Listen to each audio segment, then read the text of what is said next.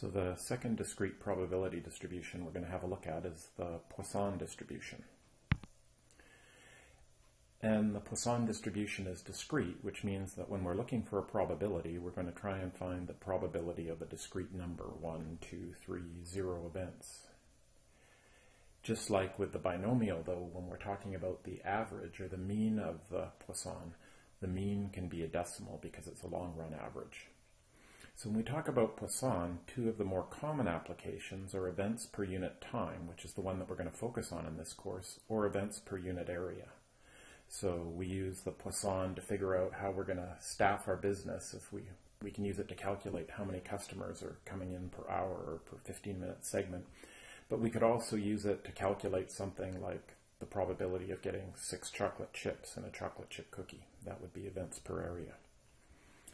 Just like with binomial, one of the key characteristics is independence. And in the context of a Poisson, what independence means is that the probability of an event is independent from one time interval to the next. So what this means is that if we have 3 events in one time interval, the expected number of events for the next interval doesn't change. It's a little bit different from the binomial in that in the binomial we had a fixed number of trials.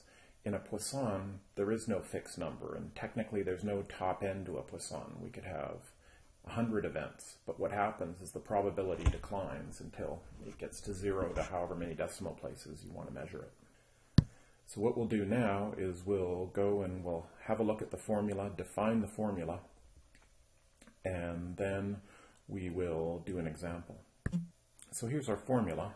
To calculate the probability of a Poisson distribution, we take the mean, raise it to the x power, e to the minus mu, and e is a constant, and divide by x factorial. So let's define our variables. X is the number of events.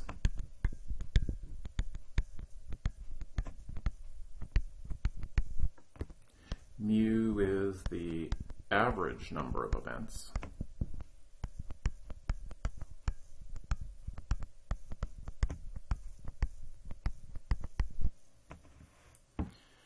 And as I said, E is a constant. So let's have a look at an example, and we'll use this equation to solve it. So here's the example that we'll have a look at. Island Oasis Fishing Charters averages 2 fish per trip. The number of fish caught on one trip is independent of the number of fish caught on any other trip. What is the probability of catching 3 fish? So we've got events, fish, per unit time, per trip, and one trip is independent of another trip, at least the number of fish we catch. So let's look at our formula again. So our formula is, our probability is equal to mu to the x, e to the minus mu, all divided by x factorial. Now in this case, we average 2 fish per trip, that's our mu, and we're looking to catch 3 fish. So we'll start off with our mu. It's 2, we'll raise it to the 3rd power, e to the minus 2, all divided by 3 factorial. Now let's see how we can put that into our calculator. So first we go mu to the x, 2, y to the x right above the number 9, 3, equals, times, now we want e to the minus mu, so we're going to take 2, we're going to make it negative with the plus minus key down on the bottom, and then we're going to go second e to the x, and then just for fun we'll hit equals. And then the last step is we're going to divide by x factorial. So in this case we're going to go divided by 3, and we want to make it factorial, so we're going to go second x factorial equals, and we get 0.1804. So what is the probability of exactly 3 fish? 0.1804. 0.04. So we'll have a look at another example, and that is, what is the probability of catching at least one fish? So with at least one fish, we don't have quite the information to make a table like we did in the binomial. But we can still have a look. Let's say we say number of fish. And we'll write down 0, 1, 2, 3, 4, 5, 6. And because there's no top end, we're not really going to stop. So we'll draw a circle around at least one. Just like with the binomial, for each one of these numbers, we'd have to use the Poisson formula once. So we could calculate the probability of 1 fish, 2 fish, 3 fish, 4 fish, 5 fish, 6 fish, 7 fish, and keep calculating the probability of fish until we get to 0 to 4 decimal places and add them all up together. But that sounds like a lot of work. So just like with the binomial, we know that all the probabilities have to add to 1. So rather than add together everything it is, the easiest way to do this is to go 1 minus everything it's not. So what we're going to calculate is the probability of 0 fish, and then go 1 minus the probability of 0 fish. And that'll give us everything but 0, or at least 1. So let's set up our formula first. Our mean is still 2 fish, but now we're looking for 0 fish. That's our x. And then we've got e to the minus 2, all divided by x factorial, which is 0 factorial. Okay, now if we look at this, 2 to the 0 turns into 1. 0 factorial turns into 1, so really the only thing that we have to calculate here is e to the minus 2. So to do that, all we need to do is go 2, make it negative with the plus minus key, and then go second e to the x, 0.1353. Now that's not what we're looking for, that's the probability that we won't catch any fish at all.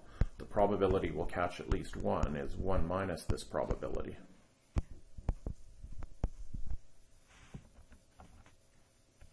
Which is going to be 0.8647.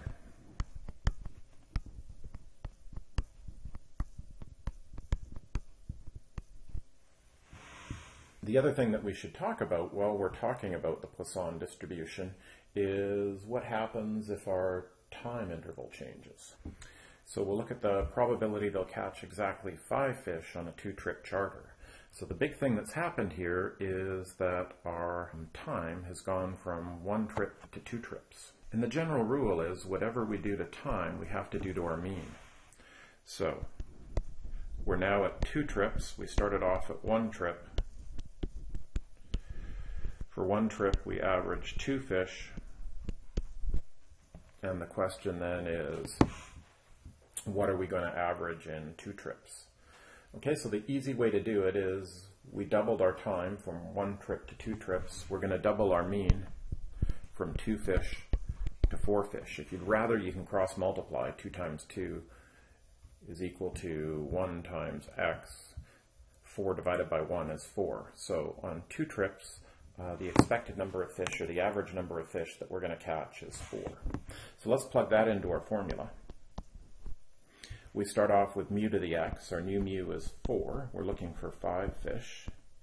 E to the minus 4, all divided by x factorial, which in this case is 5 factorial.